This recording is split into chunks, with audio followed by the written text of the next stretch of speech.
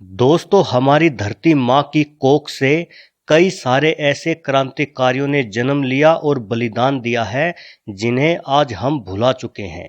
उनका जिक्र किताबों में शायद ही कहीं आपको मिले, क्योंकि किताबों के सारे पन्ने तो महात्मा गांधी और जवाहरलाल नेहरू की तारीफों से ही भर दिए गए थे। तो ऐसे में देश की आज़ादी के लिए जान देने वाले इन क्रांतिकारियों को भला कहाँ किताबों में जगह मिल पाती। तो दोस्तों, ऐसे ही 3 महान क्रांतिकारियों से मैं आज आपको रूबरू करवाता हूं। अगर वीडियो पसंद आए तो लाइक और शेयर करना और मेरे चैनल को सब्सक्राइब जरूर कर लेना ताकि आप मेरे सभी वीडियोस देख पाएं।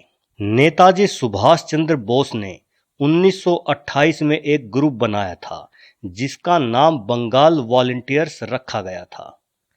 उससे 3 नौजवान जुड़े जिनके नाम थे बिनोय बसु, बादल गुप्ता और दिनेश गुप्ता। ये ग्रुप बहुत तेजी से सक्रिय होने लगा और थोड़े ही समय में क्रांतिकारियों के गुस्से के इजहार करने का प्लेटफॉर्म बन गया। इस ग्रुप में रोज चर्चा होती थी कि कौन सा ब्रिटिश अफसर भारतीयों के साथ बुरा बर्ताव करता है। उनकी लिस्ट बनाई जाए और एक एक करके सबको सबक सिखाया जाए। इस लिस्ट में सबसे बड़ा निशाना बना colonel NS Simpson. Simpson Bengal की जेल का आईजी था। वो जेल में भारतीय कैदियों को यातनाएं देने के लिए कुख्यात था। जब राजनीतिक कैदी भी उसका शिकार बने तो इन क्रांतिकारियों ने ठान लिया कि इस आईजी को सबक सिखाना बहुत जरूरी है। सिम्पसन नस्लवादी मानसिकता का था। उसे भारतीयों से घृणा की हद तक चिढ़ थी। भारतीय होना उसके लिए मानो कोई गाली था। सभी क्रांतिकारी उसे सबक सिखाने पर एकमत थे और इसकी जिम्मेदारी इन 3 युवाओं बिनोय, बादल और दिनेश ने ली। उस वक्त कोलकाता के डलहौजी स्क्वायर पर राइटर्स बिल्डिंग अंग्रेजी सत्ता का केंद्र थी। सारे बड़े अधिकारी वहीं बैठते थे। योजना बनी कि सिम्पसन को वहीं घुसकर मारा जाए ताकि सबसे सेफ जोन में मारने से बाकी अधिकारियों में भी आतंक फैल जाए। 8 दिसंबर 1930 का दिन था। तीनों ने यूरोपीय ढंग के कपड़े पहने ताकि पहचाने ना जा सकें। सिम्पसन को जरा सा भी अनुमान नहीं था कि कोई यहां घुसकर भी उस पर हमला कर सकता है। वो सिक्योरिटी को लेकर लापरवाह था। तभी इन क्रांतिकारियों ने अचानक से उसके सामने आकर ताबड़तोड़ गोलियां बरसाना शुरू कर दिया। सिम्पसन वहीं ढेर हो गया।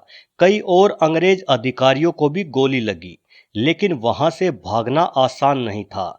गोलियों की आवाज से भगदड़ मच गई और सिक्योरिटी स्टाफ फौरन हरकत में आ गया। दोनों तरफ से गोलियां चलने लगी। भारत माता के तीनों शेर खुद को गिरफ्तार करवाना नहीं चाहते थे। खुद को घिरता देखकर बादल गुप्ता ने पोटाशियम साइनाइड खा लिया, तो बिनोय बसु और दिनेश गुप्ता ने अपने ही रिवॉल्वर से खुद को शूट कर लिया। पोटाशियम साइनाइड खा चुके बादल की कुछ ही समय में मौत हो गई, लेकिन बिनोय बसु और दिनेश गुप्ता में जान अभी बाकी थी। उन्हें हॉस्पिटल ले जाया गया। बिनोय बसु 5 दिन बाद यानी कि 13 दिसंबर को दुनिया से विदा हो गए, जबकि दिनेश गुप्ता को अंग्रेजों ने बचा लिया और उसको ट्रायल के बाद फांसी दे दी गई।